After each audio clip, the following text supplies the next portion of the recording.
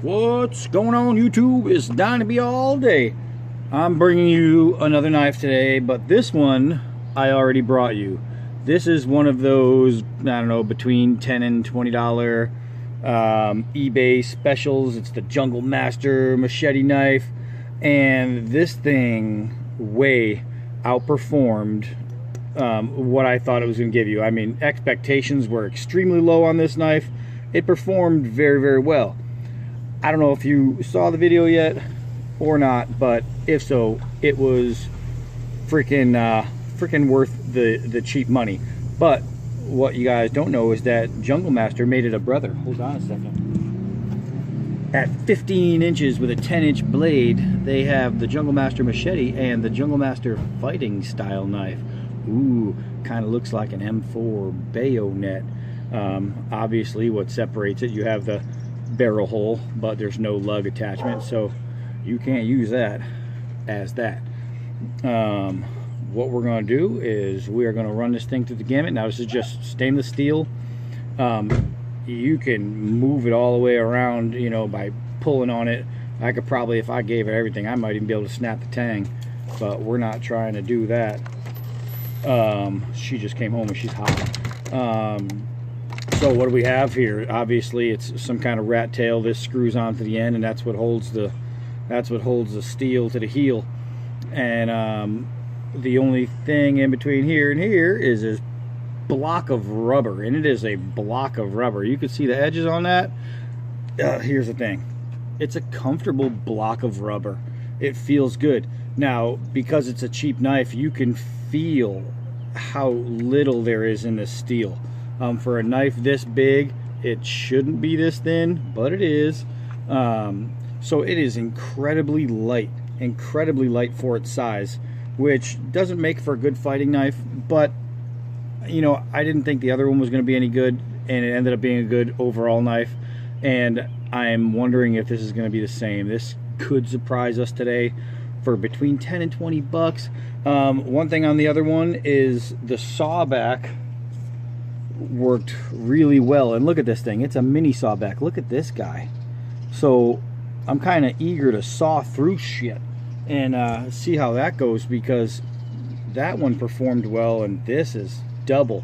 So if anything, you're talking about having a pocket saw that also comes with an edge, and for the price, that could be pretty good. Now let's see, how sharp is it? I tore up so much hair yesterday doing different things, doing different knives for you, but let's see, is it sharp enough to remove hair?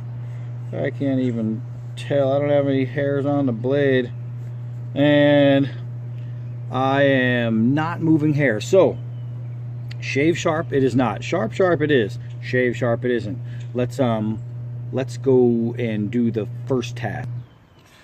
All right, so since its brother performed so well, I'm going to skip plastic bottle and go right to aluminum can, just because the other one gave me faith that whoever makes these Jungle Masters, and it does say premium design, so it's got to be good. It says so right on the blade, but I don't know who makes them, but whoever made it, the last one did a good job.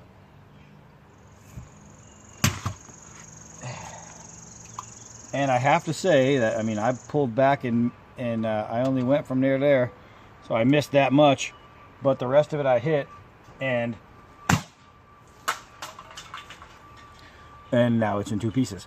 So does it go through an aluminum can without damaging this, you know, soft looking edge? Yep, so far so good. I know we've only done that, but we did that and it worked. So let's carry on, my wayward sons. Oh, these 1-inch forest trees, how they think they could escape me. All right, I'm going to try and do this with no power at all. And this is a very flimsy moving tree, but I'm thinking if I can just give it a little flick. Oh yeah, here we go. Uh-oh, that one did what I thought it was going to do. Let's see. Oh man. Oh man. Oh man. Oh man. Alright, you got the gist. 1-inch tree forest can't stand up to this crap. Alright, so it's a knife. So does it chop? Let's see. And it does chop.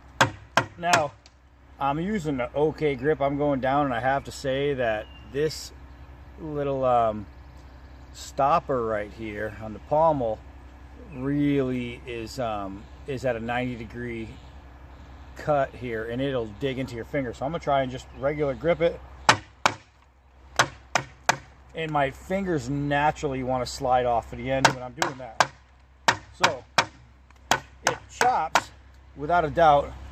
I don't know how much of that you guys are getting, but it does chop. It's making a nice little hole there, but when I swing downward, it feels like it wants to jump, right? But I'm gonna do a couple more on the other side here. See if maybe the angle changes. No, it's still doing it. My hand just wants to naturally leave, and so it's not very good. Now here's something you guys are gonna enjoy. Listen, I don't know. You hear that? That's loosening. So right away, I can tell you that this guy right here, let's see. This is why we do this, guys. This is why we do this, so you guys know what to expect before you bring it into the woods and pieces start flying off. You don't want to lose any. Look at this. Look how skinny this tail is. Holy mackerel. Now, this is surprising. It's squared all the way up. Oh, you gotta be kidding me. So that's how they do it. They just hold a little screw in there, and that's how much tang is holding on your edge, right? So that design right there, that design cracks me up. But remember the price point. So here's something that I do like, is they make like a little rubber nub right there. I think you guys can see that. And then they have a hole right there.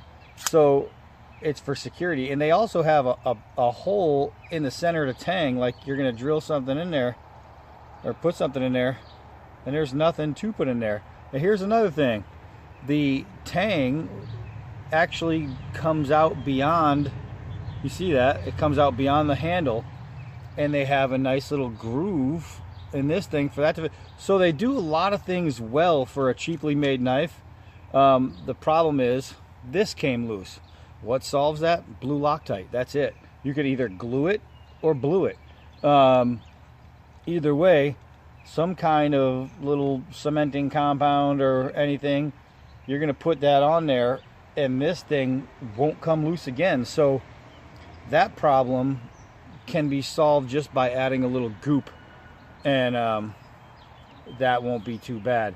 So now let's look at the edge and see if I damaged it at all. And I have to say, banging around on this wood didn't change that edge at all. So Jungle Master, it loosened, I retightened. Now there's no more wobble. It's still fairly comfortable. The only thing I'm finding is, because this palm swell is so exaggerated here, yet so thin here, my hands, because they're so big, just the pinky wanted to leave and it was going over the edge. It wasn't really too much of a problem. It's just not where I wanted my pinky when I was hammering, and it went there on its own. But let's keep going. All right, guys. So what I want to do here is I want to test this saw. All right. Okay. So let's see if we can't purchase up here. I want to stabilize it as best I can. And the saw is sawing. It's doing exactly what it's supposed to do. Let's see if I can get you guys that. I mean, that's only real quick. Oh, it's right there. It's only real quick. I did this for, so let's see.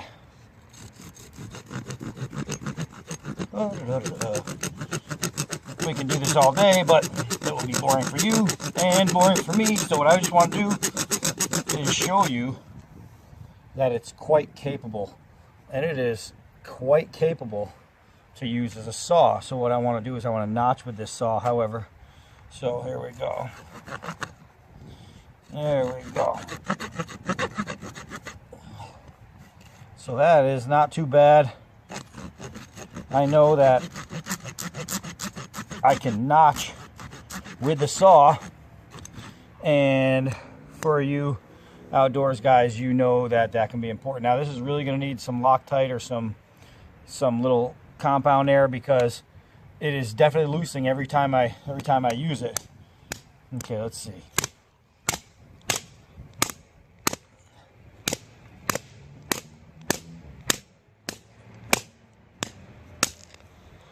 All right, so here we go.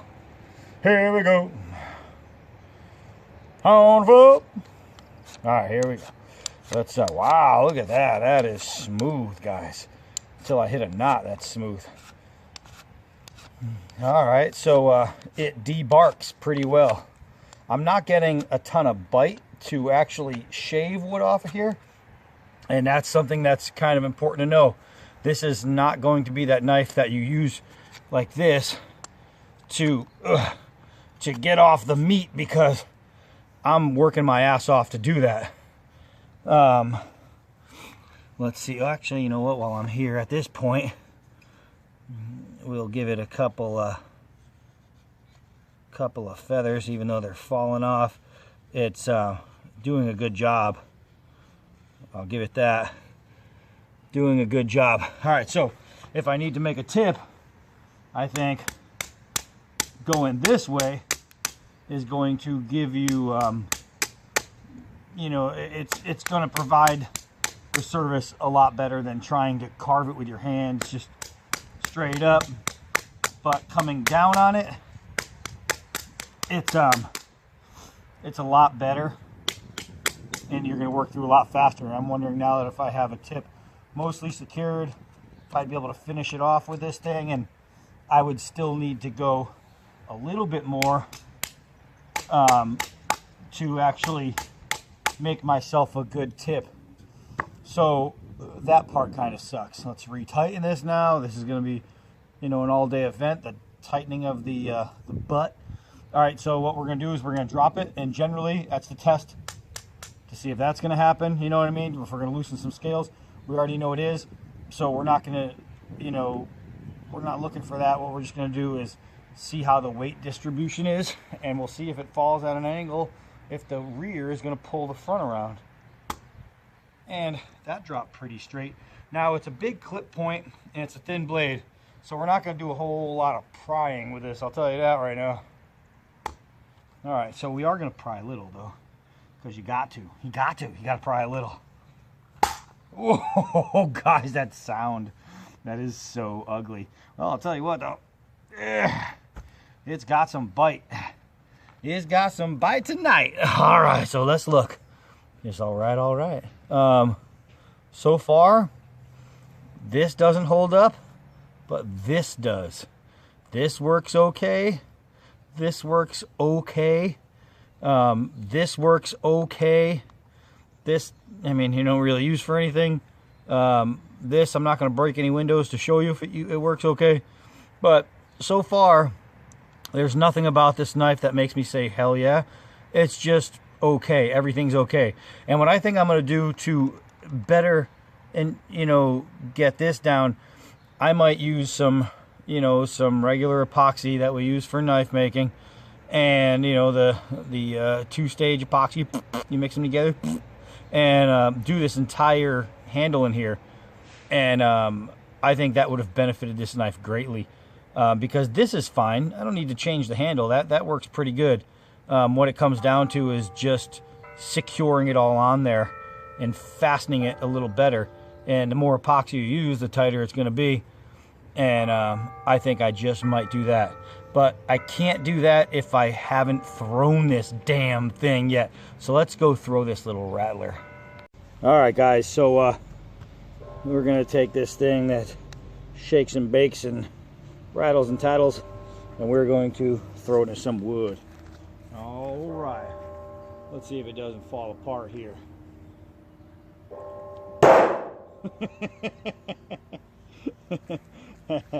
Well, that was my first time throwing this knife. I gotta say, holy mackerel, that thing went in just about deeper than anything else I've thrown. All right, let's go again.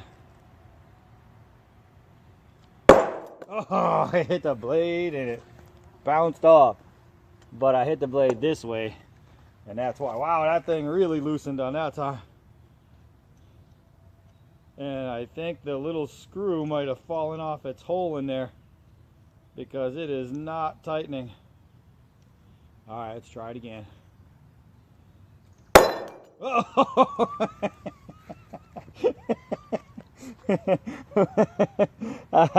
I told you guys, something was up. Something was up there. All right, so this is what we have.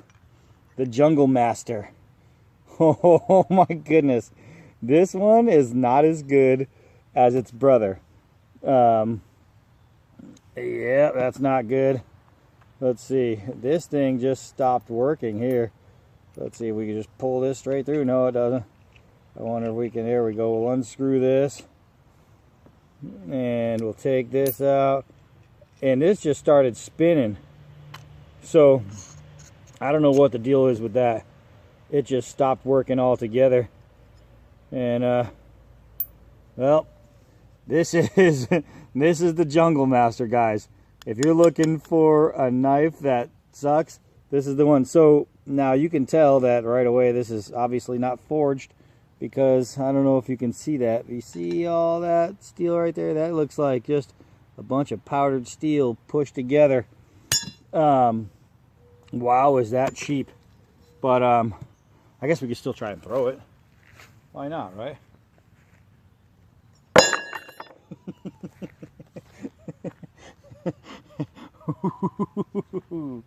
All right, it is not happy.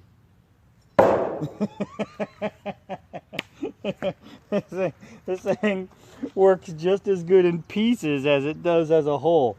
All right, so this Jungle Master right here, this Jungle Master fighting knife, I am going to tell you today that I do not recommend it. As a matter of fact, it probably works better as a boomerang, so we're going to chuck it into the woods.